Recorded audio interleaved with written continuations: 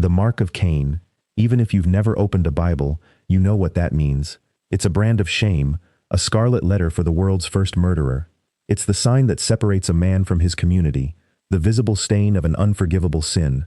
We use the phrase to talk about a lasting disgrace, a reputation so tarnished it can never be made clean. That reading of the story is ancient. It's powerful, and it is almost certainly wrong.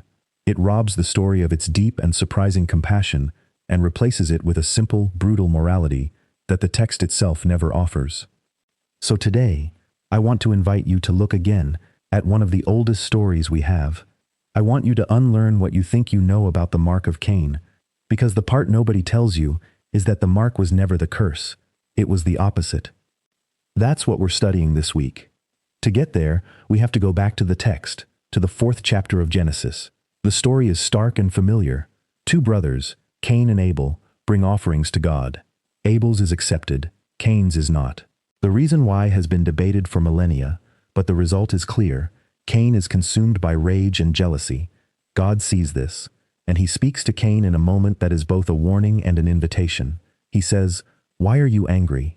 If you do what is right, will you not be accepted? But if you do not do what is right, sin is crouching at your door.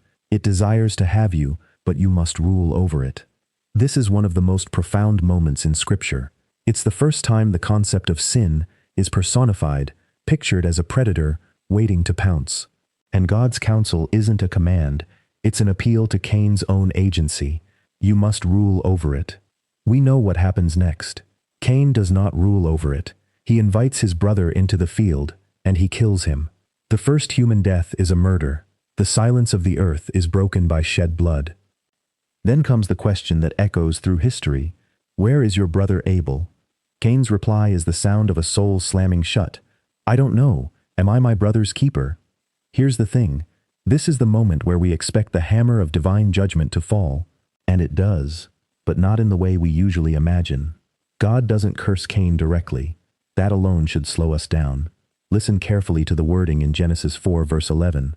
Now you are under a curse, and driven from the ground, which opened its mouth to receive your brother's blood from your hand. The curse isn't on Cain's body or his soul, it's on his relationship with the earth. Cain is a farmer, a tiller of the ground. His identity is tied to the soil. And now, God says, that relationship is severed. The ground will no longer yield its strength for him. The fundamental basis of his life, his work, his sustenance, his connection to creation, is broken, and the consequence is that he will be a restless wanderer on the earth. This is the punishment: exile, alienation, a life disconnected from place and purpose. Sit with that for a second. The curse is the natural consequence of his action. He has stained the ground with blood, and now the ground rejects him. Now Cain's response is everything. He doesn't argue. He doesn't protest his innocence. He understands the sentence, and it terrifies him. He cries out, "My punishment is more than I can bear. Today you are driving me from the land, and I will be hidden from your presence. I will be a restless wanderer on the earth, and whoever finds me will kill me." Hold on to that, because this is the pivot on which the entire story turns. Cain identifies two consequences of his exile: being hidden from God's presence and being vulnerable to human vengeance. He's not afraid of a scar or a brand. He's afraid of being killed. He understands that in a world without law, without the protection of family and tribe, a wanderer is fair game. His crime has made him an outlaw, and he expects to be hunted. This is where our popular understanding goes completely off the rails. We hear Mark of Cain, and we instinctively lump it in with the punishment. We see it as the final, shameful exclamation point on his sentence. God curses him to be a wanderer, and then brands him so everyone will know who he is. That solution is tidy. It makes for a good, scary story. It is also wrong, and quietly robs you of the very thing the verse was trying to put in your hands. Because in the very next verse, the story turns around and says the opposite. In response to Cain's terror, God doesn't say, "Yes, and here's a mark so they can find you." He says, "Not so. Anyone who kills Cain will suffer vengeance 7 times over." And then the text says, "Then the Lord put a mark on Cain so that no one who found him would kill him." Let me show you what that means. The mark is not part of the curse. The mark is the solution to the problem Cain raises. The curse is exile. The mark is a shield against the consequences of that exile. It's not a sign that says, "Here is the murderer, shun him." It's a sign that says, "This one is under divine protection, do not touch."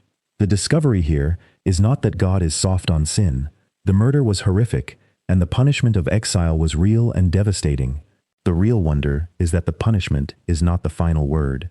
To understand this, we have to look at the original language. The Hebrew word behind mark is ot, ot. And if you only learn one Hebrew word today, make it this one. An ot is not a brand of shame. It's not a scar of punishment. Throughout the entire Hebrew Bible, an ot is a sign, a token, a reminder, a pledge. The rainbow after the flood that signals God's promise never to destroy the earth again, that's an ot. The Sabbath, the day of rest that sanctifies the Israelite community, the text calls it an ot, the signs and wonders God performs in Egypt. All otot, the plural of ot. An ot is a sign of a covenant, of a promise, of divine presence and protection. So when the text says God placed an ot on Cain, it doesn't mean he tattooed murderer on his forehead. It means he gave Cain a sign of grace, a pledge of protection in the midst of his punishment. He answered Cain's deepest fear, not with more judgment, but with an astonishing, almost scandalous promise. Now for the honesty. We don't know what the sign was. The text is silent. Was it a physical mark? A certain way of carrying himself? A piece of clothing? We don't know. And frankly, it doesn't matter. The function of the ot is what's revolutionary. It was a sign meant for others, a divine do not disturb sign hung on the life of a man who, by all rights, had forfeited any claim to protection. God's justice sentences Cain to wandering, but his mercy provides a passport that allows him to survive the journey. So we're left with this uncomfortable truth.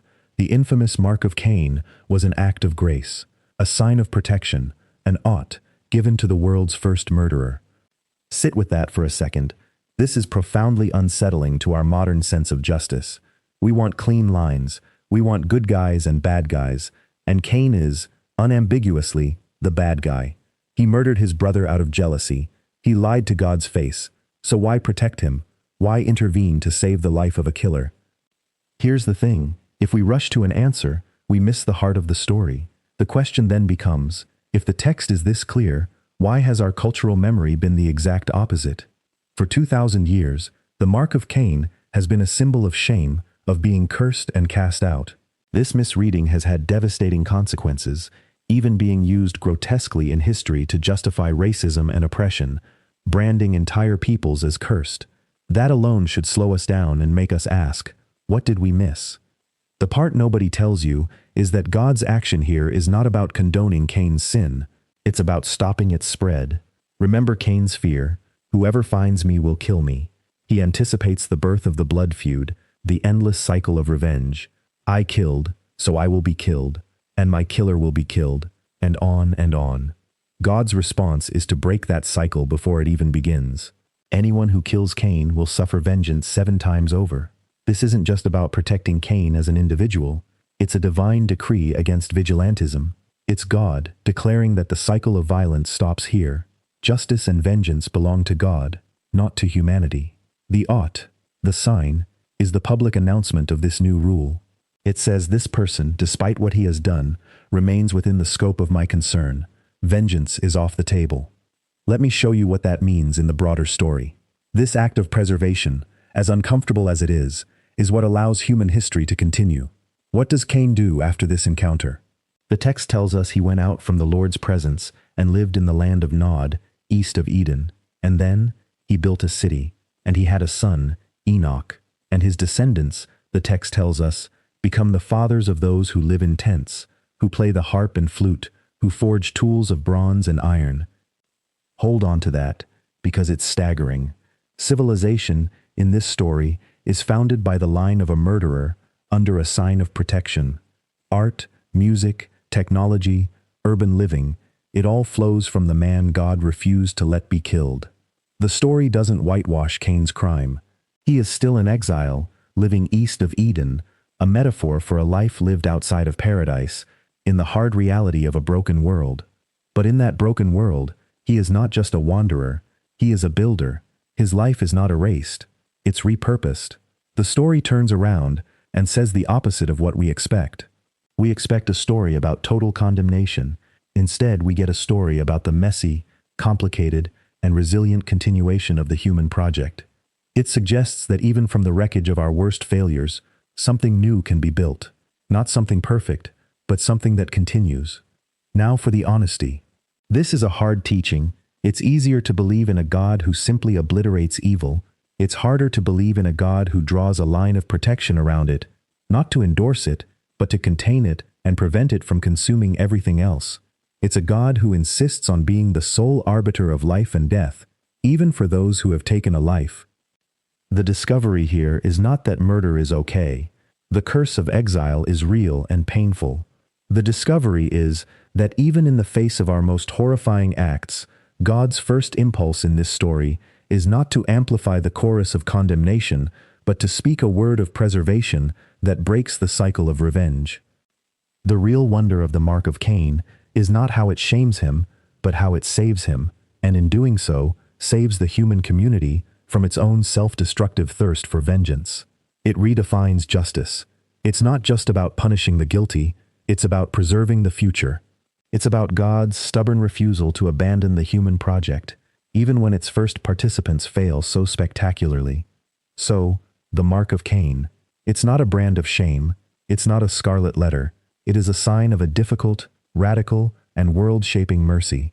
It's the story of a God who looks at the world's first murderer, not with the simple fury we might expect, but with a terrifying and beautiful complexity, a complexity that holds justice in one hand and preservation in the other.